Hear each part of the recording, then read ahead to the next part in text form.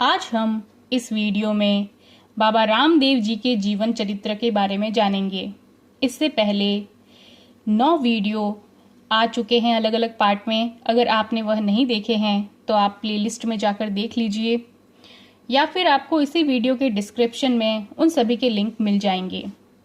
पिछले वीडियो में हमने जाना कि किस प्रकार बाबा रामदेव जी का राज तिलक हुआ और उन्होंने अपनी पत्नी नेतल दे को अपना चमत्कारी रूप भी दिखलाया। आगे हम इस वीडियो में आज किस प्रकार डालीबाई समाधि ग्रहण करती है उसके बारे में जानते हैं। डालीबाई को रामदेव जी ने कहीं डाली में रखी हुई मिली थी, जिसे अपने गांव में एक मेघवंशी व्यक्ति के संतान नहीं होने के कारण डालीबाई को सौंप दिया था। डाली में मिलने से उसे डालीबाई नाम से पुकारने लगे। बाबा रामदेव जी ने इसे अपनी बहन माना और डालीबाई भी रामदेव जी को अपने भाई के रूप में ईश्वर मानती थी और उनकी सेवा करती थी। रामदेव जी जब रामदेव जी ने भाई और भुजाई को प्रणाम करते हुए जाने की आज्ञा मांगी तो कहा कि अब मेरा संसार से चले जाने का वक्त आ चुका है, मेरा अंतिम प्रणाम स्वीकार कीजिए। इस प्रकार रामदेव जी वहां से वापस रुणीचा आ गए और बंधु बांधवों को इकट्ठा करके कहा कि अब मेरा समाधि लेने का समय आ गया है, और राम सरोवर की पाल पर आकर जगह बताई कि यहाँ पर मेरी समाधि बनाओ। तब उधर डालीबाई जंगल में बकरियां चरा रही थी। तब उसे ढोल बजने की आवाज सुनाई दी। तब उसने एक राहगीर से पूछा कि यह ढोल की आवाज कैसी आ रही है। तब उसने बताया कि रुणेचे में रामदेव जी समाधि ले रहे हैं। डालीबाई उसी समय बकरियों को वहां छोड़कर राम सरोवर के पास आई और कहने लगी कि महाराज, यह आप क्या कर रहे हैं? मेरी समाधि क्यों खुदवा रहे हैं? यह समाधि मेरी है और यहाँ पर मैं अभी समाधि लूंगी। तब रामदेव जी ने कहा कि डाली, तू यह किस प्रकार की बात कर रही है? तेरी बात झूठी हुई तो पूरे मेघवंश में तेरी निंदा होगी।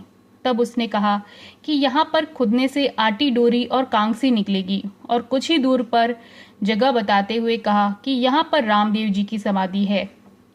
वहां पर खुदाई करने पर पाट, पीताम्बर, खड़ाऊ, शंख और झालर निकलेगा। उसी समय खुदाई करने वालों ने खुदाई में मिले आटी, डोरी और कांसी लाकर दे दिए। यह देखकर सब आश्चर्यचकित रह गए और डालीबाई की जय जयकार करने लगे। रामदेव जी ने कहा कि यहाँ पर डालीबाई की समाधि होगी और मैं समाधि कर लूंगा। डालीबाई ने कहा कि जो मेरी समाधि की श्रद्धा सहित पूजा करेगा उसे धन धान्य की कभी कमी नहीं होगी और मेरी पूजा सदा रामदेव जी के साथ होगी। इस प्रकार कहते हुए डालीबाई समाधि में प्रवेश कर गई और लोग समाधि को पूर्ण करने लगे कि समाधि के अंदर से ओम शांति की आवाज धीरे धीरे लुप्त होने लगी। आइए अब जानते हैं कि बाबा रामदेव जी ने किस प्रकार समाधि ग्रहण की। समाधि से पूर्व नेतल दे ने पूछा कि महाराज, आप जा रहे हैं, मेरा अब क्या होगा? तब रामदेव जी ने कहा कि तुम गर्भवती हो, तेरे गर्भ में जो पुत्र है उसका नाम सदाराम रखना। उन्होंने गर्भ में ही पुत्र से माँ का परिचय कराकर कहा कि बेटा, तू तन मन से माँ की सेवा करना। बड़ा होकर रामदेवरा से 10 किलोमीटर दूर उनके पुत्र द्वारा बनाया गया सादा गांव आज भी उपलब्ध है। भाद्रपद शुक्ल दशमी संवत 1515 को डालीबाई की समाधि के पश्चात रात भर राम सरोवर की पाल पर सत्संग, भजन आदि होते रहे। प्रातःकाल भाद्रपद शुक्ल एकादशी को डालीबाई के बताए अनुसार उस स्थान पर रामदेव जी की खुदाई का कार्य आरंभ हुआ। खुदाई में पाट, पीताम्बर, शंख व झालर निकले। तब तो समस्त प्रजा व भक्तजन रो पड़े। भाद्रपद शुक्ल एकादशी को अपने हाथ में श्रीफल लिए हुए रामदेव जी समाधि में प्रस्थान करने लगे। उनके हाथ में रत्न कटोरा, पीताम्बरी व वीर गेडिया के उनके साथ था।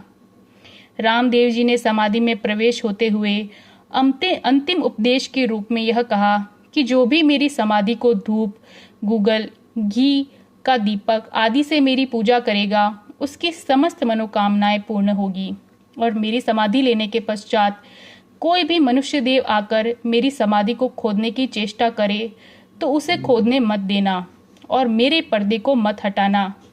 इस प्रकार तुम्हारी पीढ़ी में भी सिद्ध होते रहेंगे और किसी भी प्रकार की कोई कमी नहीं रहेगी। रामदेव जी ने इस प्रकार कहते हुए समाधि में प्रवेश कर लिया और समाधि में से ओम नमः शिवाय की आवाज धीरे धीरे आती हुई लुप्त हो गई। आसपास के सभी गांवों में जब रामदेव जी के समाधि की खबर पहुंची तब सभी लोग उनकी समाधि के दर्शन करने आने लगे। आइए अब जानते हैं कि बाबा रामदेव जी ने हड़बू जी को किस प्रकार अपना चमत्कार दिखलाया। उनके मौसेरे भाई हड़बू जी जब अपने भाई की समाधि की खबर सुनी तब वह भी घोड़े को सजाकर उनकी समाधि के दर्शन करने के लिए जाते समय रास्ते में उसे रामदेव जी का घोड़ा चराते हुए मिले। तब हड़बू जी दौड़कर रामदेव जी के चरणों में दंडवत उन्होंने प्रणाम किया और एक दूसरे से गले मिल गए। तब रामदेव जी ने कहा कि लोग यूं ही कहते हैं, मैं काम से थोड़ा बाहर जा रहा हूँ, 2 दिन के बाद आऊंगा। आप यह रत्न कटोरा माता मैना दे को, पीताम्बर पिताजी को और खड़ाऊ व गेड़िया विरमदेव को दे देना।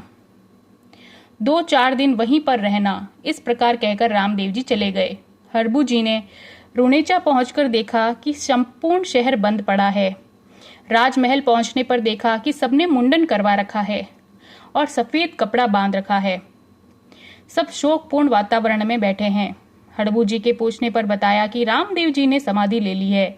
तब हड़बू जी ने कहा कि ऐसा कैसे हो सकता है, मुझे रामदेव जी रास्ते में मिले हैं और माता पिता और भाई के लिए दी हुई निशानियां देते हुए कहा कि देखो उन्होंने मुझे यह सब आपके लिए दिए हैं। विरमदेव कहने लगे कि पीताम्बर रत्न कटोरा व वीर गेड़िया मैंने खुद अपने हाथ से उनके साथ रखे हैं। तब हड़बू जी ने कहा कि उनका चमत्कार हो सकता है, हमें चलकर समाधि खोदकर देखना चाहिए कि वहां पर चीजें सुरक्षित है या नहीं। समस्त तोमर वंशी क्षत्रिय समाधि पर पहुंचकर समाधि को खोदने लगे। तब समाधि खोदने वालों ने जैसे ही समाधि को कोई चमत्कार समझा तब उसी समय आकाशवाणी हुई कि तोमर वंशियों, तुमने मेरी समाधि ऊपर से पर्दा उठाने की कोशिश की है। यदि आपने ऐसा नहीं किया होता तो पीढ़ी दर पीढ़ी सिद्ध होते तुम्हारी भी पूजा होती, लेकिन अब मेरी समाधि को हिंदू मुस्लिम सब मिलकर पूजेंगे। मेरे पर्चे जगह जगह होते रहेंगे। तुम्हारी पीढ़ी की दशा लुटोरे जैसी होगी। ऐसी आकाशवाणी सुनकर सब अपनी भूल पर प्रायश्चित कर क्षमा मांगने लगे। उनकी प्रार्थना सुनकर आकाशवाणी हुई कि मेरा श्राप झूठा नहीं जाएगा, लेकिन जो मेरा प्रसाद आए उसे मिल बांट कर खाना। मेरे मेले में जो दशमी का प्रसाद आए वह भैरव राक्षस का होगा। डालीबाई की समाधि पर जो चढ़ावा आए वह मेघवंशी का होगा। उनके तुम हिस्से मत लेना। आकाशवाणी सुनकर सबने वापस समाधि ढककर गूगल धूप व घी से आरती कर परिक्रमा करके वापस घर आए। घर आकर देखा कि पीताम्बर, रत्न कटोरा, वीर गेड़िया, विलीलुड़ा घोड़ा सब गायब हो चुके थे। इसके आगे की कथा हम अगले पार्ट में जानेंगे।